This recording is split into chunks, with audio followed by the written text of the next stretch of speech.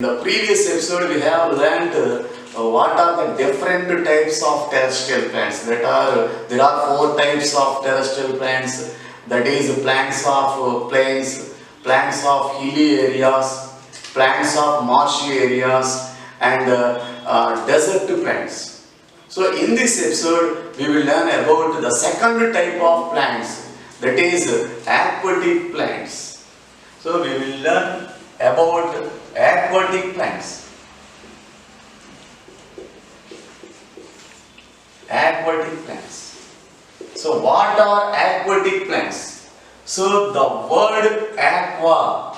So the word aqua means water. So the word aqua means water. So that's why the plants which grow in the water are called aquatic plants. So that's why the name came from the word aqua. So that's why the plants are named as aquatic plants. So because these plants will grow near or inside the water. So if you go to a park or garden or any entertainment area, so you will observe small ponds and small lakes, especially in villages or nearby schools. If you go to a nearby ponds or lakes, you will observe there is small plants which are growing in the ponds and also lakes. So those plants which will grow inside the plant and those plants which grow inside the water and near the water are called aquatic plants. So in aquatic plants there are three types of plants. So the aquatic plants are three types. So the first type is floating plants. The first type is floating plants. And the second type is fixed plants. Fixed plants. And the third type is submerged plants. Submerged plants. So there are three types of aquatic plants. So the three types are, the first one is floating plants. And the second one is fixed plants, and the third one is submerged plants. So these are the three types of aquatic plants. Now let us discuss about the first type of plants, that is floating plants. So what are floating plants? What is floating plants? Floating plants. So floating. So the plants which will float on the surface of the water are called floating plants. So if you observe ponds or lakes in villages or nearby house or nearby your school, you will observe some plants are growing and they live on the surface of the water.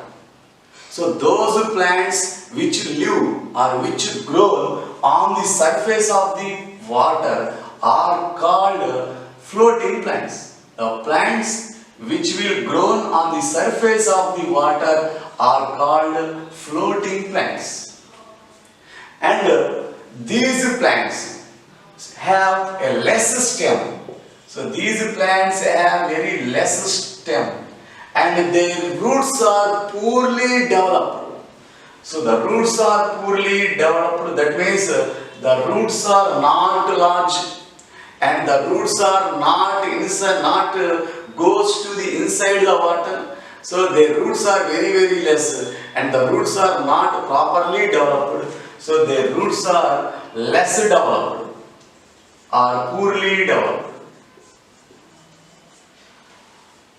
So the examples for the floating plants are, so we will observe so many types of plants that are floating on the surface of the water of the ponds and lakes in our villages or nearby houses. So the common examples for the floating plants are water hyacinth. So the common example is water hyacinth. So look at the picture.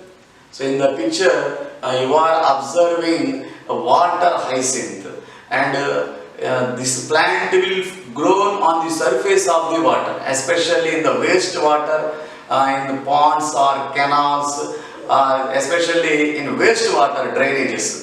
So especially the ponds or canals which have wastewater, on the surface of that wastewater we will commonly observe this water hyacinth.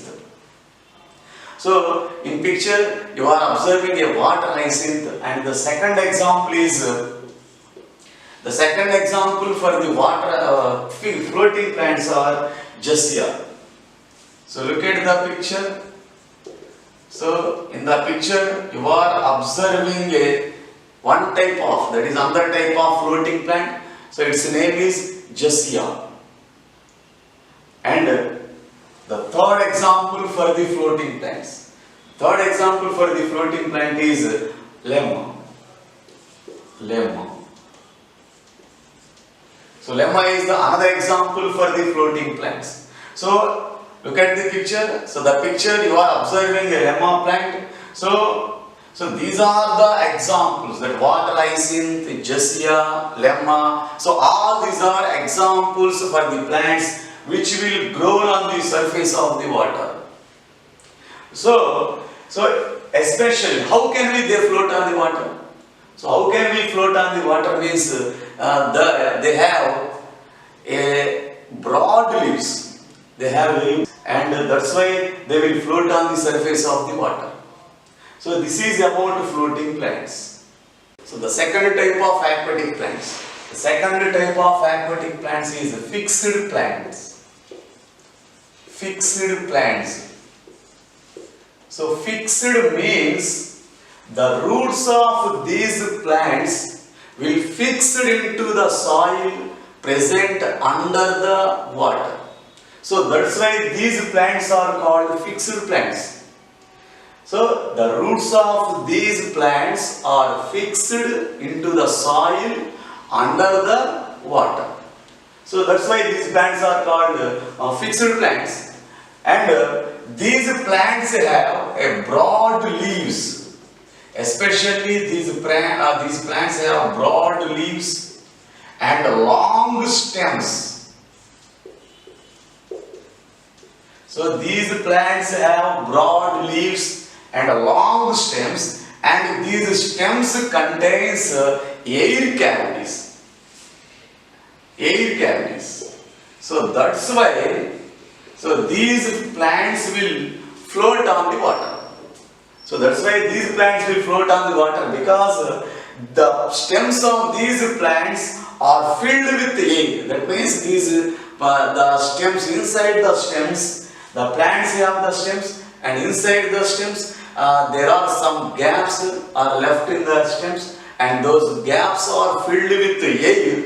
Those are called air cavities. So because of these air cavities, these plants will float on the surface of the water. And the examples for the fixed plant is, so the common example is lotus. Lotus. So look at the picture. So you are observing a lotus. All of us know about lotus. The lotus is a very beautiful flower, and it will has a more importance, and it will also used in temples. So that's why it has importance in our Hindu mythologies. So this lotus temple, if you observe the lotus temple, so the lotus temple has a broad leaves under it. So this is about lotus. And another example for fixed plant is trapa. Trapa. So look at the picture. So you are observing another plant for the fixed example for the fixed plant. So that is a trapa. So this is also example for the fixed plant. So these plants also have a broad leaves and long stems, and because of the air cavities present in their stems, they will float on the water surface. And the third example for the fixed plant is water lily. Water lily. So all of you know the water lily, it is a white color flower, big flower. So we can observe this lotus and water flowers on the surface of the water, especially in the ponds and lakes. If you go to gardens or parks or amusement parks, there you can observe this water lily and lotus. So these are the examples for the fixed plants. So the third type of aquatic plants is submerged plants. Submerged plants. So submerged means completely sink in the water. So those plants which are grown completely inside the water. So those plants which are present completely inside the water are called submerged plants. So that means the whole body of these plants is completely sink in the water. The whole body of the plant, that means the whole including leaves and flowers. So all the body parts of the plant will present inside the water. So those plants which will grow completely inside the water are called submerged plants. And examples for the submerged plants is, the first example is hydrilla. Hydrilla. So all of you look at the picture. So the picture is showing a plant called hydrilla. So if you observe the picture, the hydrilla plant have a very small leaves and they have a soft stems. So hydrilla have a small leaves and a soft stem. That means their stem is very flexible. So because the stem is flexible, so it can bear the water waves and water currents, and it cannot move along with the water. So this flexible stem, this soft stem helps the hydrilla to bear the water currents produced in the ponds or rivers or lakes. And this hydrilla has one special property and a special feature as a hydrilla, that is it cleans the water. So this hydrilla cleans the water. So it is present inside the water and it will cleanse the water. How it can cleanse the water? So that means it removes the carbon dioxide present in the water. So removes carbon dioxide present in the water. So that means it intakes the carbon dioxide and releases oxygen. So in this way, the hydrilla plant clean the water by removing the carbon dioxide present in the water and releases oxygen. So it takes carbon dioxide and releases oxygen. So that's why these plants are very helpful for the aquatic animals like fishes. So because these plants releases oxygen and this oxygen will be very helpful for the aquatic animals like fishes to survive in the water bodies like ponds or lakes.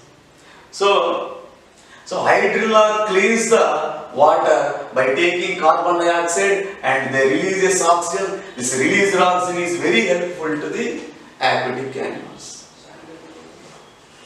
And the second example for the submerged plants is Vallisneria. So Vallisneria. So look at the picture. Here the picture is showing a Vallisneria plant. So if you observe carefully the Vallisneria plant, so the Vallisneria plant has a ribbon-like leaves.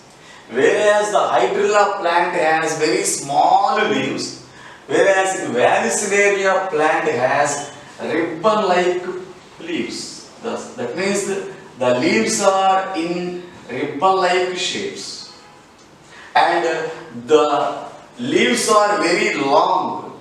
So both hydrilla and Vallisneria has some opposite features. That is, hydrilla has a small leaves and Vallisneria has a long leaves.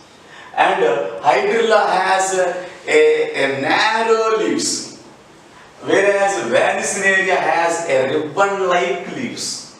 So these are the two examples for the submerged plants. So because of these plants present inside the water, so these plants are very helpful to the aquatic animals because they release oxygen, and the released oxygen is very helpful to survive the aquatic animals in the water bodies like ponds and rivers. So this is about the third type of aquatic plants, submerged plants. So children, up to now we have discussed two types of plants. So that is terrestrial plants, and the second one is aquatic plants. Now the last type of plants, that is the third type of plants, are insectivorous plants. Insectivorous plants.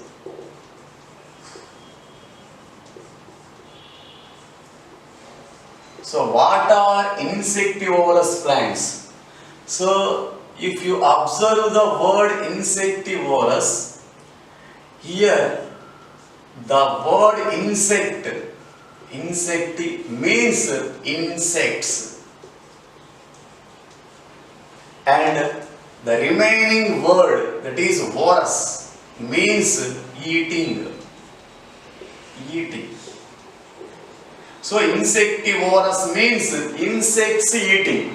So that's why these plants eat insects.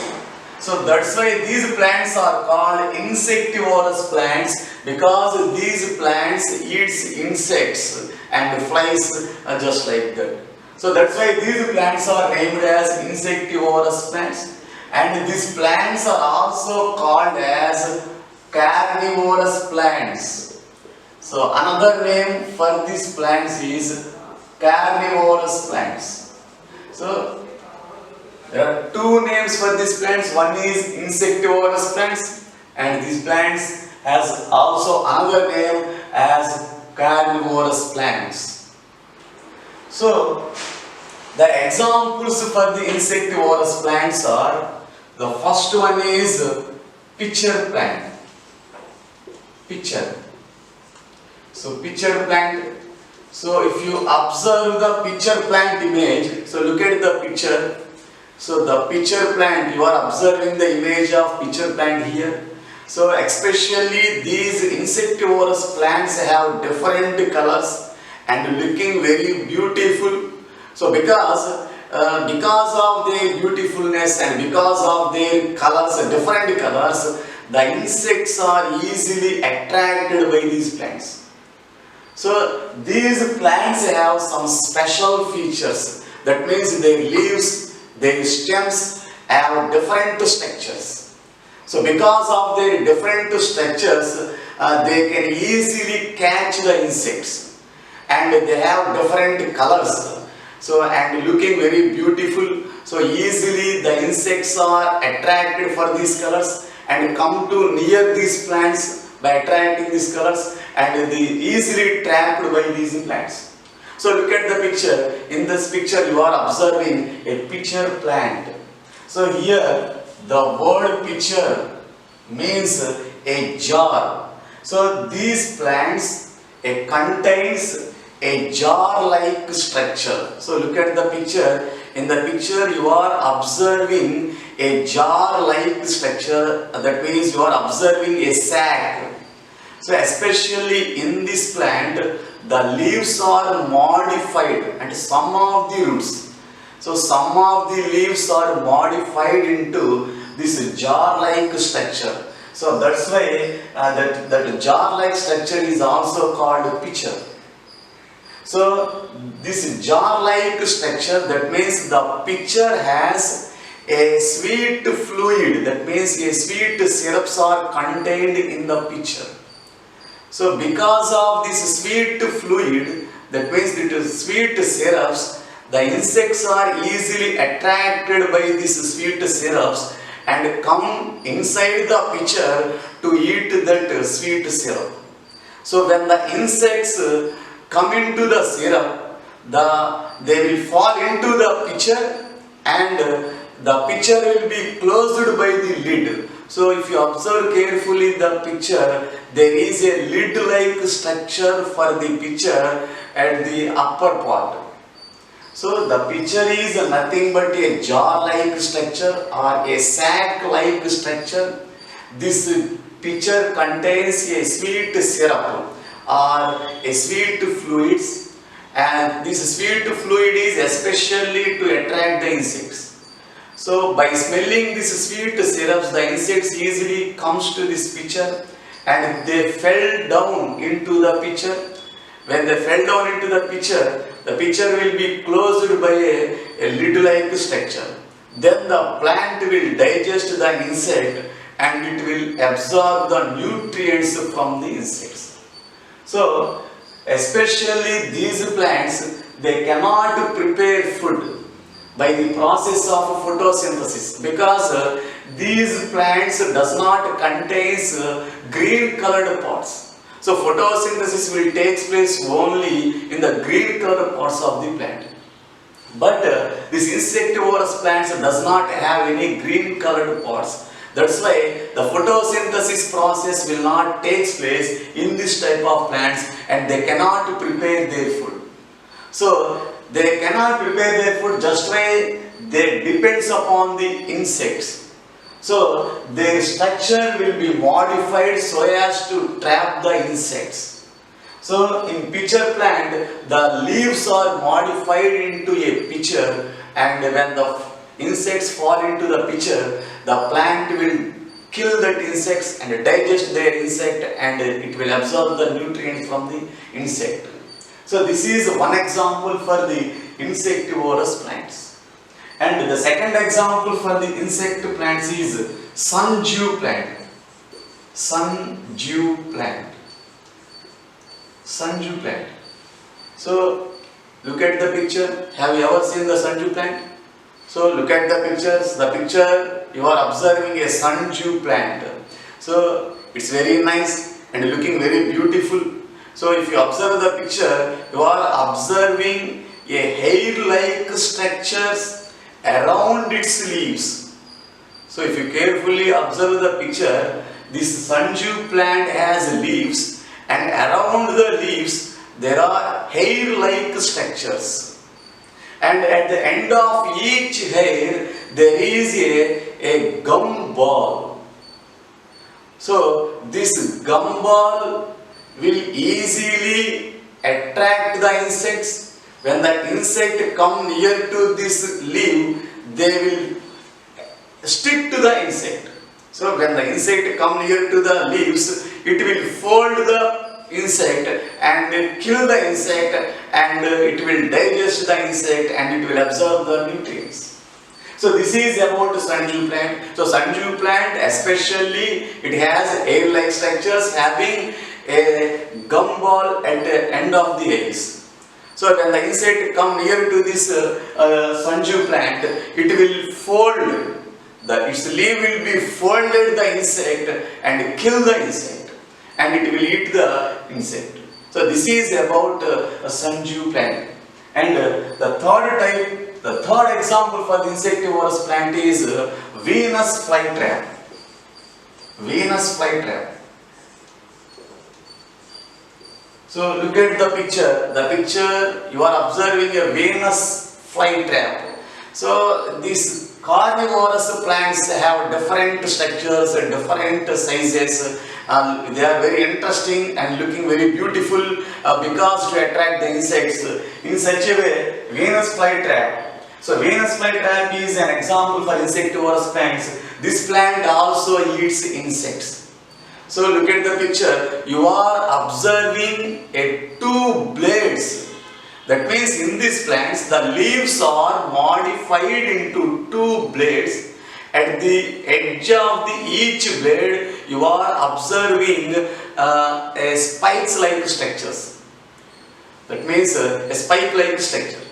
So when the insect enter the blades, inside the blade, it will snap shut the insect, and the insect cannot come outside the blades. It will completely closes the insect and kill the insects and finally eat the insect.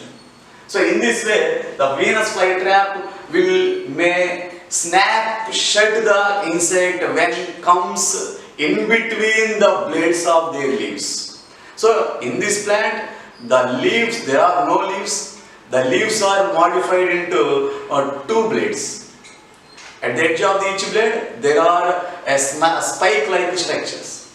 So when the insect enters into in between the two blades, then it will close and it will kill the insect and it will eat the insect.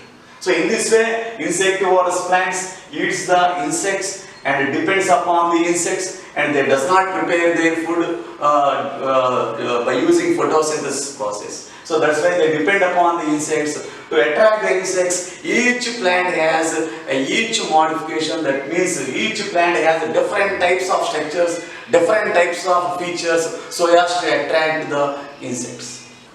So children, in this chapter up to now we have discussed different types of plants, that is terrestrial plants, aquatic plants and insectivorous plants, and also discussed the different types of plants and examples for those plants.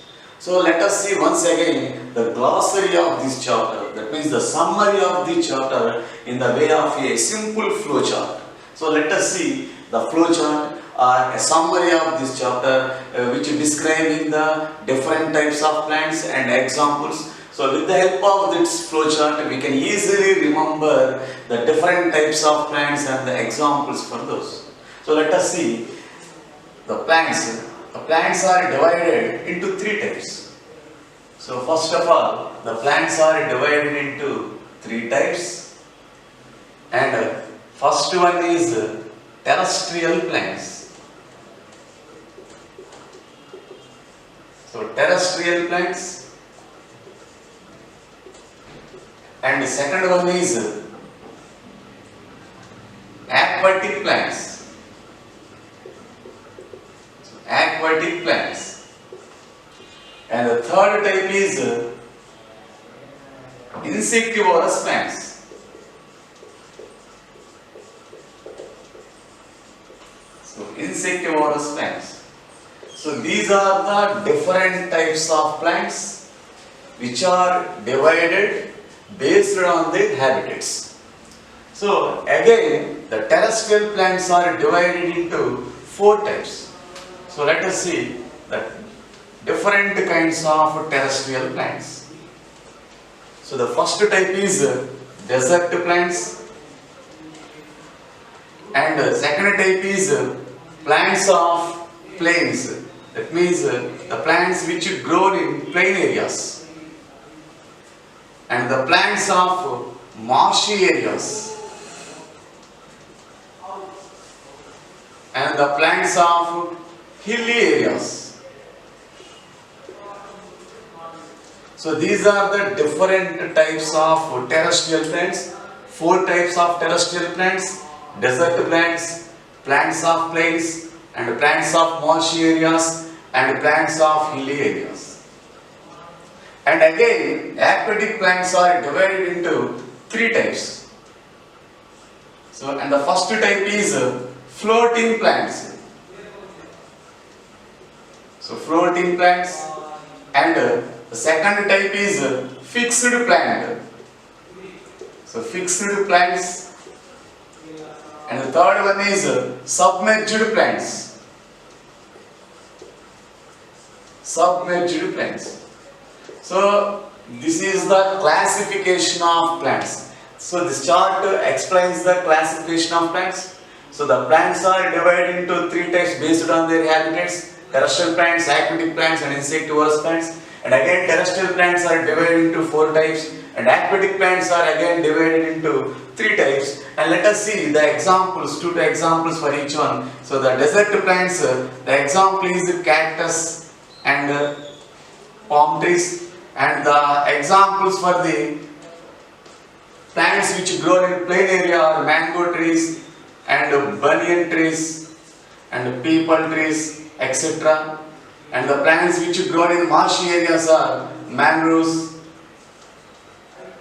And the plants which grow in hill areas are pine trees and spruce trees and fir trees. So these are the examples for the plants which grow in hilly areas.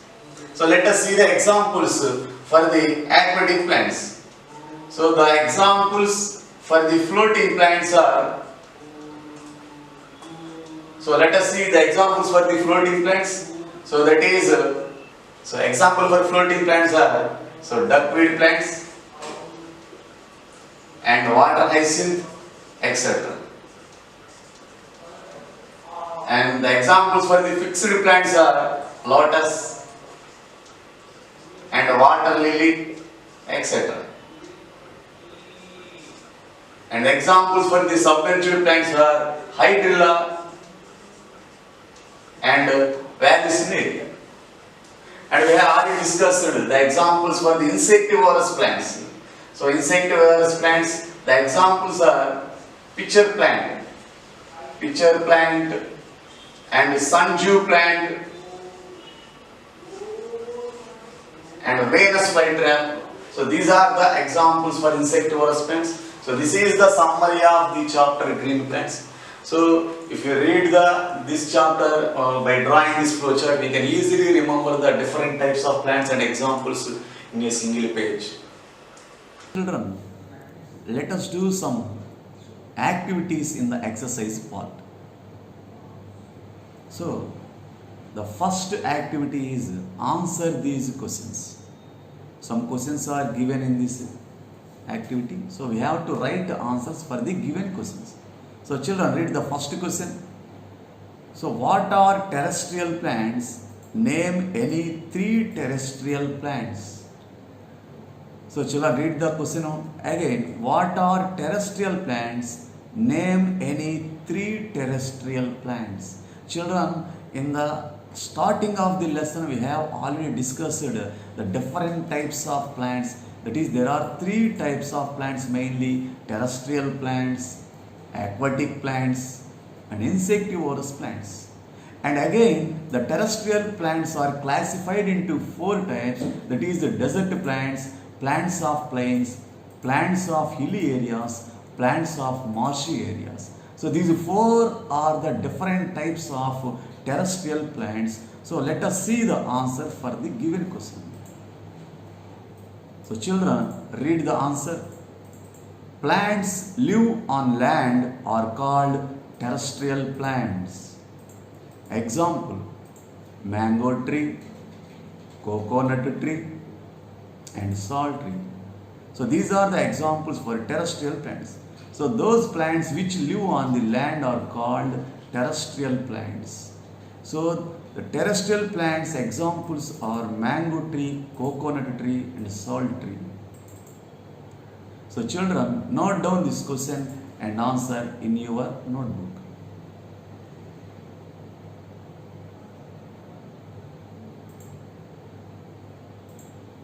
Children, see the second question. So read the second question. How does a desert plant adapt itself to desert conditions? Children, do you remember the conditions in desert areas? We have already discussed in the chapter. So in desert, the climate is very hot and the soil is full of sand and the availability of water is very, very less. That means the water present in the deeper regions of the soil, and the climate is hot, the temperature is very, very hot. So the plants which grown in that desert areas have to adopt to some features to survive in that unfavorable climatic conditions.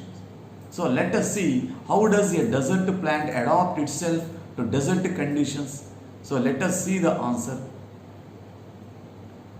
So children, read the answer. The desert plant has leaves which are reduced to spines. This helps in reducing the loss of water from the leaves. So children, so what features the desert plant adopt to survive in the desert? The first one is the desert plants does not have leaves, just like general other plants. Because if the leaves are present to a tree, then water will be lost through the leaves through the process called respiration. So if the water is lost in the desert plants, then they does not survive because the water is not available in the desert. So that's why in desert plants there are no leaves and leaves are reduced to spines. So these spines prevent the desert plants from the loss of water. And these spines also prevents the desert plants from grazing animals. Then how the desert plants prepare their food if it does not have leaves? Yes. So in desert plants the stem is in green color, so the stem prepares food. So this is about desert plants. So children, go to the next question, that is the third question. So children, read the third question. So what are called breathing roots? Give reason. So children, read the question once again. So what are called breathing roots? Give reason. So we have already discussed this breathing roots in the part of plants of marshy areas. So in marshy areas, the presence of water is more. That means a lot of water is there and a sticky soil is there. This sticky soil does not allow the roots to breathe. So that's why in that areas, the roots of the plants come out of the soil and breathe. So that's why those roots are called breathing roots. So children, see the answer and read the answer. In marshy areas, the roots cannot breathe. There, the roots come out of the soil and breathe. Such roots are called breathing roots. So in marshy areas, the soil is sticky. That's why that does not allow the roots to breathe. That's why they come out the soil and breathe. That's why those roots are called breathing roots. And examples for these breathing roots are the roots of mangroves. So children, note this question and answer in your notebook. So children, see the next question, that is fourth question. What are floating plants? Give two examples. So the fourth question is, what are floating plants? Give two examples. Children, we have already discussed about aquatic plants.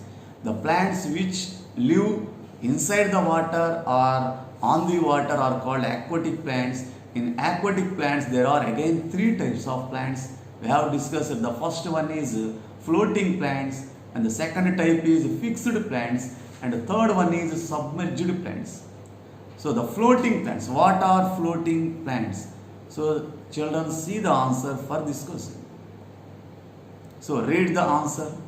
The plants which float freely on the surface of water are called floating plants. Example, Lemina, Jessiaea, water hyacinth. So these are the example for the floating plants. So in these plants, so generally their stem is less and the roots are poorly developed. That means they have less stem and the roots are poorly developed and they will float on the surface of the water. That's why these plants are called floating plants. So example, Lemina, Jessiaea and water hyacinth. So children, note down this question and answer in your notebook. So go to the next question. So children, read the fifth question. What are insectivorous plants? Give two examples. So once again, the question is, what are insectivorous plants? Give two examples. Already we have discussed terrestrial plants aquatic plants, insectivorous plants are the three types of plants. So what are insectivorous plants? So children, let us see the answer for this question. So the answer is, some plants are insect eaters. They are known as insectivorous plants. Example, pitcher plant, Venus flytrap, sundew. So these are the examples for insectivorous plants. Children, we have discussed in our chapter insectivorous plants, that is, some plants does not have a greenery parts. That means that they does not have green parts to prepare their food. So these plants, these insectivorous plants, does not prepare their food by using photosynthesis. So they will depend upon small insects for their food. They will trap the insects and they will eat the insects and digest the insects and they will absorb the nutrients they require. So that's why these plants are called insectivorous plants, because they eat insects. These are called insect eaters. So pitcher plant, Venus flytrap, sundew are examples. So children, note down this question and answer in your notebook. So children, go to the next question. So the next activity in the exercise is complete the sentences. So children, so look at the screen. So there are 5 sentences given in this activity, and we have to write the suitable word for each sentences. So they have already given some words below the sentences. So look at that words given below the sentences.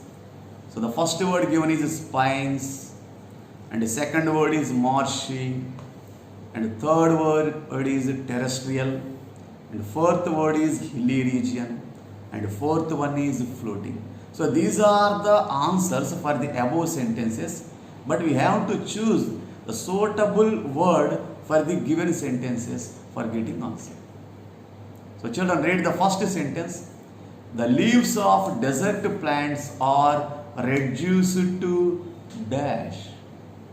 The leaves of desert plants are reduced to dash. Children, already we have discussed in the previous activity that desert plants does not have leaves. The leaves are reduced to spines, because spines prevents the desert plants from loss of water. So the answer for the first sentence is spines. So write the word spines in the blank. So spines is the answer for the first sentence. So children, read the second sentence. Water hyacinth is a dash plant. So children, what is the second sentence? Water hyacinth is a dash plant. So already we have discussed in the previous activity.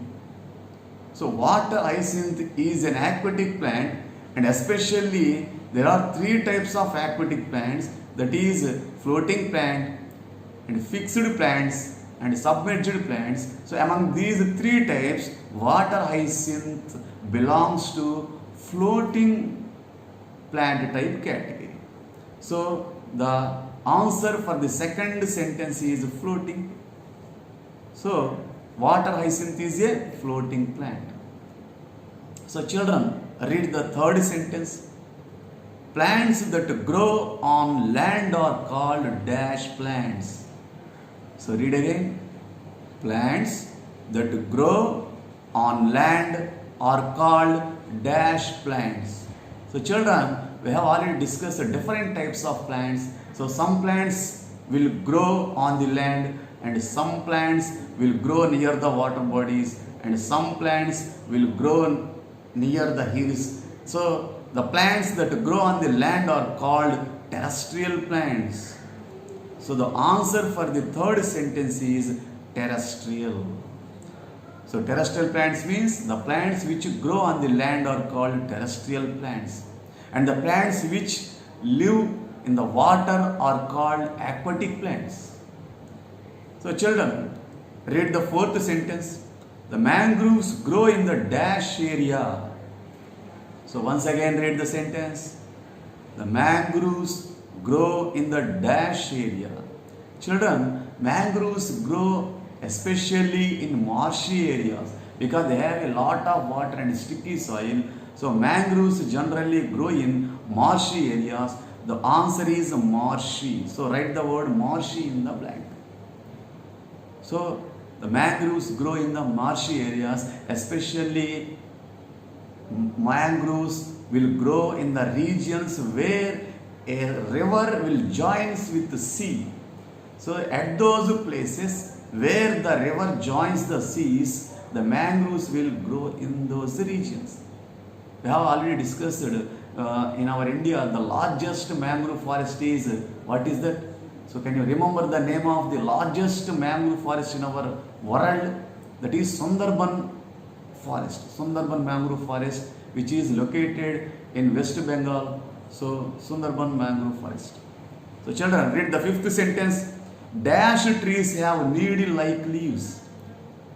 Dash trees have needle-like leaves. So the plants which grow in the hill region have needle-like leaves. So the answer is hilly region. So the hilly region trees have needle-like leaves because generally in hill regions there is a frequent rainfall and snowfall. So that's why these needle-like leaves does not leave the snow to settle on their surfaces. And the snow will fall down because of this needle-like shape of their leaves. So this needle-like leaves does not allow the snow to settle on their surfaces.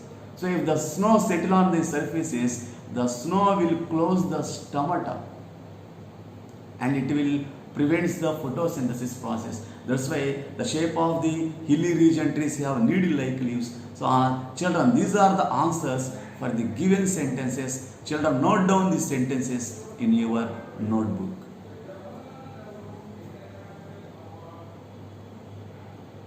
So children, go to the next activity in the exercise part. So the next activity is name these. So we have to identify the names of some plants. So they have given some sentences. So by reading that sentences, we have to identify the name of that plants. So the name, some name of the plants are given below the sentences. We have to choose the suitable word for each sentences for getting answer. So the given answers are, so they have already given some words given below the sentences. So read that words once again. So the first word is lotus. Second one is water hyacinth. And the third one is cactus. Fourth one is pitcher plant. And the fifth one is pine. And the sixth one is hydrilla. So these are the answers they have already given, but we have to choose the suitable answer for each sentence. So let us read the first sentence. A fixed aquatic plant.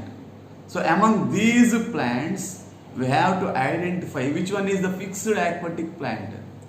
So we have some examples for fixed aquatic plant, that is lotus, water lily. So these are the examples for the fixed aquatic plant. So lotus is here. So write the lotus for the first sentence. So lotus is a fixed aquatic plant. So children, read the second sentence. A floating aquatic plant. So among these given words, we have to identify which one is a floating aquatic plant. So already we have discussed examples for the floating aquatic plant. So the common examples for the floating aquatic plants are lemina, Jessiaea, water hyacinth. So these are the common examples for floating plants. So among these given words, the water hyacinth is here. So write the word water hyacinth for the second sentence. So the answer for the second sentence is water hyacinth, which is a floating aquatic plant. So children, read the third sentence. A submerged aquatic plant. So the third type of aquatic plant is a submerged aquatic plant. So that means these plants grows completely inside the water. That means the whole plant body, that means both stems, leaves and roots, the total plant whole body will grow inside the water. So that type of plants are called submerged plants. And examples for submerged plants are hydrilla and vallisneria, etc. So here hydrilla is given. So write the word hydrilla in the third sentence.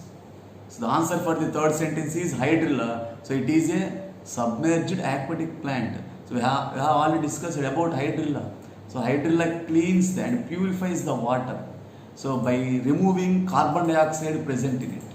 So this is some special feature about the hydrilla plant. So children, read the fourth sentence, a desert plant. So among cactus, pitcher plant, pine, so which one is a desert plant? So children, can you identify? So which one is a desert plant? Cactus or pitcher plant or pine? Yes, cactus is a desert plant. So cactus is a desert plant which does not have leaves, and it has a thick stem which is present in green color. It prepares its food. Next, children, read the fifth sentence, an insectivorous plant. So already we have discussed in the previous activity. So the insectivorous plants means insect eaters. These plants especially eat insects. They cannot prepare their food with photosynthesis process. So the insectivorous plants is which one? Pitcher plant or pine tree? Yes, pitcher plant. So pitcher plant is an insectivorous plant because the pitcher plant has a jar-like structure which contains a sweet syrup or a sweet fluid, and insects will come near to that pitcher and it will fall down in the pitcher, and the pitcher will be closed by a lid-like leaf, and the tree eat that insect and digest it. So this is about pitcher plant which we are already discussed in the lesson. So the answer for the fifth sentence is pitcher plant. So children, read the sixth sentence, a plant growing in hilly area. So the plants which grow in hilly areas are generally in conical shape. That's why these plants are also called coniferous trees. So the examples for these plants are pine tree and spruce tree, fir tree, so cedar tree. So these are the examples for the plants which grow in hill areas, and here the pine tree is given. So write the word pine for the sixth sentence. So the answer for the sixth sentence is pine tree. So the plants which grow in hill areas are generally in conical shape. So pine tree is also in conical shape. We can observe these pine trees generally hill areas like Mussoorie, Kodaikanal, Darjeeling, Nainital. If you go to these tourist places, you can observe there these pine trees. So children, these are the answers for the given six sentences.